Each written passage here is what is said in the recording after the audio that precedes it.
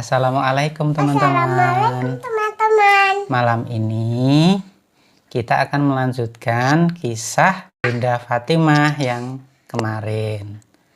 Lanjut ya teman-teman. Iya ya.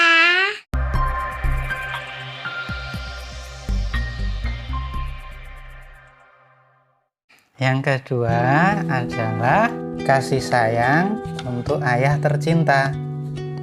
Fatimah menjelma menjadi gadis kecil yang sangat menyayangi ayah, ibu, dan saudara-saudaranya.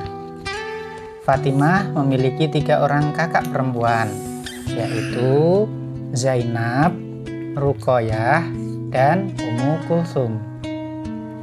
Mereka hidup dalam keluarga yang santun, bersahaja, dan penuh kasih sayang. Fatimah adalah jantung hati yang sangat dicintai oleh Rasulullah Shallallahu Alaihi Wasallam dan Bunda Khadijah. Setiap kali melahirkan anaknya, Bunda Khadijah mengirim anak-anaknya kepada ibu susuan sebagaimana adat orang-orang Quraisy saat itu. Namun, berbeda dengan Fatimah. Bunda Khadijah sendiri yang menyusuinya karena cintanya yang mendalam kepada Fatimah. Selain itu, karena kemiripan Fatimah dengan Rasulullah dan karena Fatimah adalah anak terakhir, sehingga ia mendapatkan perhatian khusus. Bentar lagi, ya. Ketika Fatimah berusia 5 tahun, ayahnya diangkat menjadi Rasul melalui wahyu pertama yang turun di Gua Hira. 3 tahun kemudian Rasulullah Shallallahu Alaihi Wasallam mulai berdakwah. Penduduk Mekah yang terbiasa menyembah berhala menolak mentah-mentah dakwah itu. Fatimah bersama kakak-kakaknya banyak melihat peristiwa buruk menimpa ayah mereka. Fatimah pernah melihat Ummu Jamil menaburi duri di sepanjang jalan yang hendak dilalui ayahnya. Begitu juga dengan cemoohan kaum Quraisy agar Rasulullah Shallallahu Alaihi Wasallam berhenti berdakwah. Ketika usianya 10 tahun, Fatimah sering mengikuti Rasulullah karena khawatir sesuatu terjadi padanya. Suatu hari, Fatimah melihat ayahnya memasuki Masjidil Haram dan sholat di dekat Maqam Ibrahim. Fatimah melihat sekelompok orang Quraisy bergerombol tak jauh dari tempat ayahnya sholat. Mereka adalah Abu Jahal, Uqbah bin Abi Mu'aid, Amr bin Hisham, Utbah bin Rabi'ah, Syaibah bin Rabi'ah, dan Ubay bin Khalaf. Sepak terjang Muhammad tidak bisa kita biarkan. Jangan sampai agama baru yang ia bawa semakin banyak diikuti orang. Jika kita terus-menerus membuatnya menderita, ia pasti bosan dan menyerah, seru Abu Jahal kepada teman-temannya. Kemarin ada unta yang baru saja disembelih. Ayo, aku akan memberikan hadiah setimpal bagi siapa dari kalian yang mau menumpahkan kotoran unta itu ke punggung Muhammad. Hahaha. Seketika suara tawa mereka membahana. Usulmu sungguh menarik, Abu Jahal. Aku bersedia melakukannya, kata Uqbah bin Abi Mu'aid lantang. Uqbah segera mengambil kulit unta beserta kotoran di dalamnya. Ia menunggu Rasulullah Shallallahu Alaihi Wasallam bersujud, lalu menumpahkan kotoran unta itu ke punggung beliau. Ada apa? Apa? Ada kotorannya di dalam perutnya. Gendut jadinya.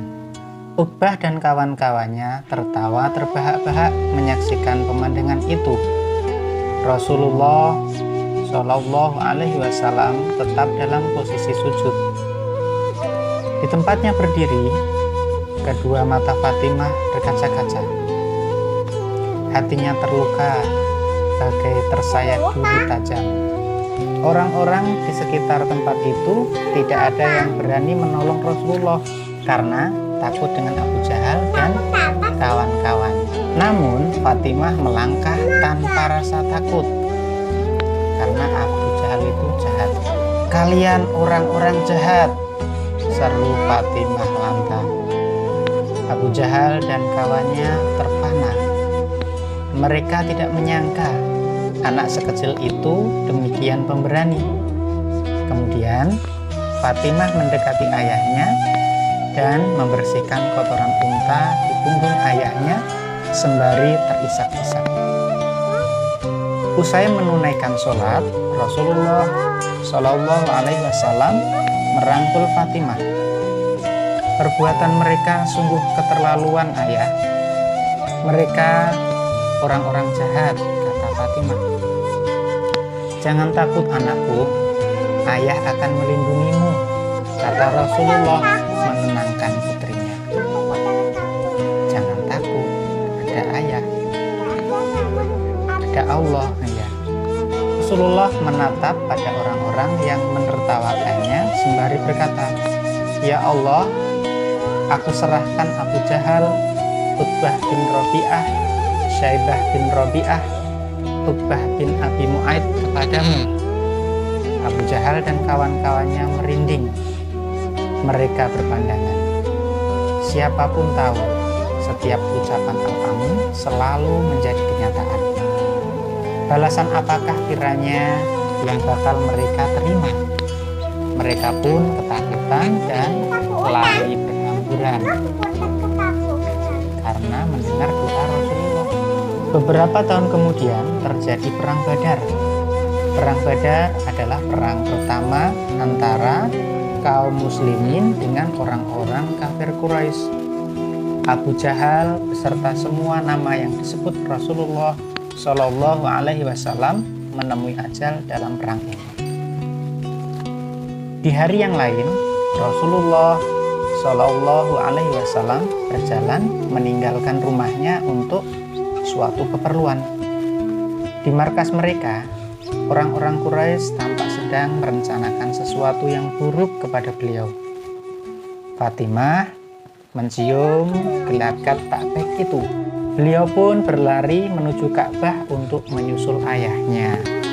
Benar saja, Rasulullah berada di sana. Fatimah memeluk Rasulullah erat-erat dengan wajah cemas. "Fatimah, ada apa gerangan?" tanya Rasulullah.